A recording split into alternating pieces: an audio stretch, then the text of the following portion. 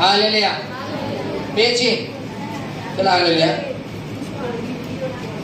কেননা প্রভুর আগমন সন্নিকট। হে ভাতৃগণ, তোমরা একজন অন্যজনের বিরুদ্ধে আত্মসর করিও না, যেন বিচারিত না হও। দেখো, বিচারকর্তা দ্বারের সম্মুখে দাঁড়াইয়া আছে। Hallelujah, hallelujah. এই আত্মসর মানে কি আমরা জানি? Hallelujah, hallelujah. আত্মসর কথার অর্থ কি জানি আমরা? কে জানি? একটা হাত উঁচু করি।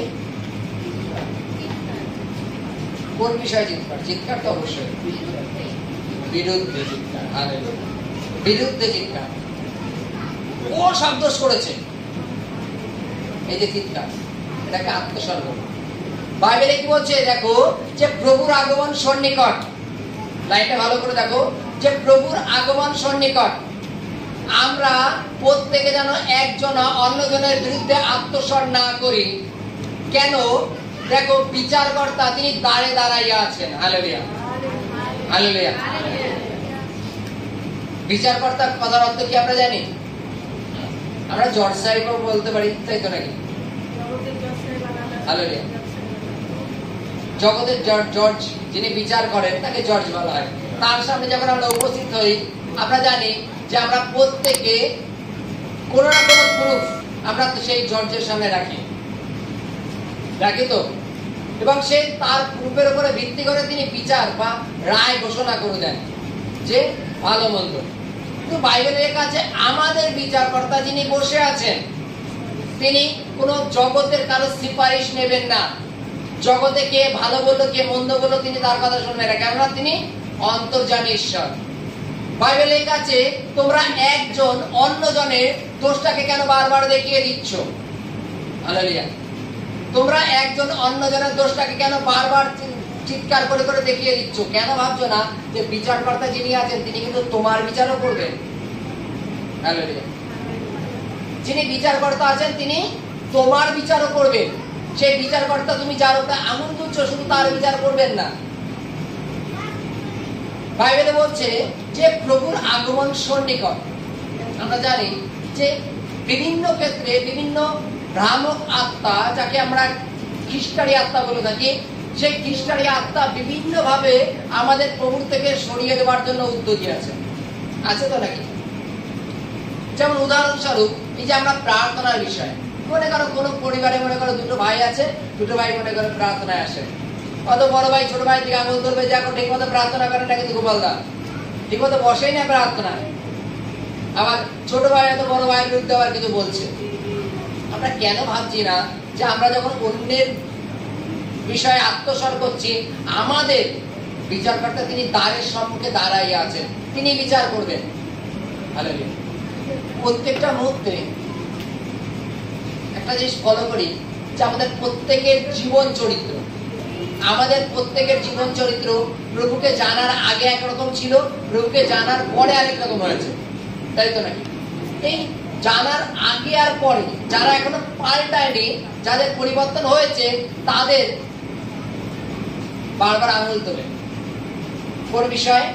যে নিজেকে অনেক বড় ধার্মিক মনে করো না, নিজেকে অনেক কিছু মনে করো না, এরকম বিভিন্ন ভাবে উক্তি করে। বাইবেলে বলছে এই যে আমরা পরস্পরের প্রতি উক্তি করা, পরস্পরের প্রতি দোষ ব্যক্ত করা, পরস্পরের প্রতি নিন্দা করা, বাইবেলের কাছে বিচারকর্তা তিনি একদম দ্বারের সম্মুখে দাঁড়ানো। হালেলুয়া। আমরা লাইনটা একটুখানি দেখবো আরেকবার। কেননা প্রভুর আগমন সন্নিকট। হালেলুয়া। প্রভুর আগমন সন্নিকট। আমরা হয়তো অনেকদিন আগে থেকে, যবে থেকে প্রভুতে এসেছি তবে থেকে শুনে আসছি যে প্রভুর আগমন সন্নিকট। আমরা সকলেই জানি যে প্রভুর আগমন সন্নিকট, কিন্তু কবে হবে বলো? আমাদের আগে যারা ছিল তারাও শুনেছিল যে প্রভুর আগমন সন্নিকট, তারা শুনতে শুনতে মারা গেছে, আমার বাপ দাদুরা। আমরা শুনছি যে প্রভুর আগমন সন্নিকট, আমরা মরে যাব, হয়তো আমার পরের জেনারেশন হয়তো প্রভুর আগমন হতে পারে। দেখো বাইবেলের কাছে বিচারক যখন দ্বারের সম্মুখে দাঁড়াইয়া আছেন, তিনি কখন বিচার করবেন আমরা কেউ জানি না। কোন মুহূর্তটাকে তিনি বেছে নেবেন আমরা জানি না। জানি কেউ?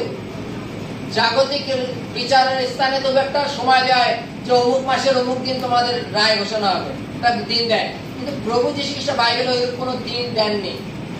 যীশু খ্রিস্ট যখন জন্মের বিষয়ে ওই বিষয়ে প্রকৃতভাবে কোনো দিন দেননি। চিহ্ন কি দিয়েছিলেন?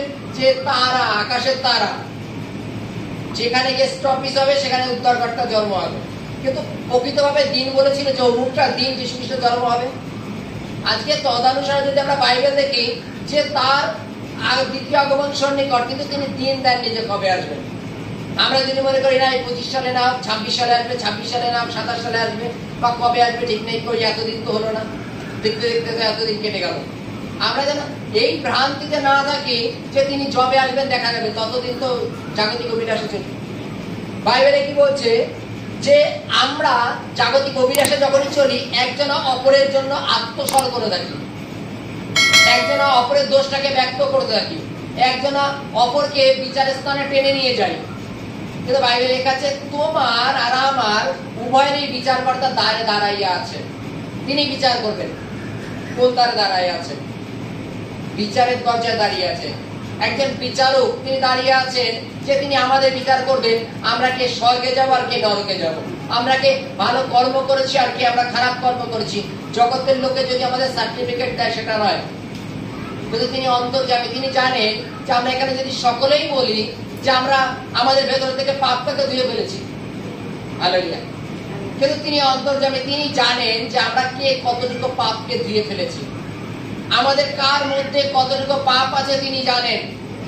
আমরা পরিষ্কার ভাবে প্রকৃতভাবে পাপ ধুয়ে ফেলতে পারি না পুরোপুরি ভাবে, কারণ আমাদের মধ্যে একটুখানি হলো ক্রোধ, একটুখানি হলো হিংসা, একটুখানি হলো কিছু মানে বিনিময়ে কিছু পাপ ওই আশাটা আমাদের মধ্যে রয়ে যায়। আমরা পুরোপুরি ভাবে ফ্রেশ ভাবে নিজেকে জগতের থেকে ত্যাগ করতে পারছি না, কেননা এতদিন জাগতিক অভিলাষে চলে এসেছি।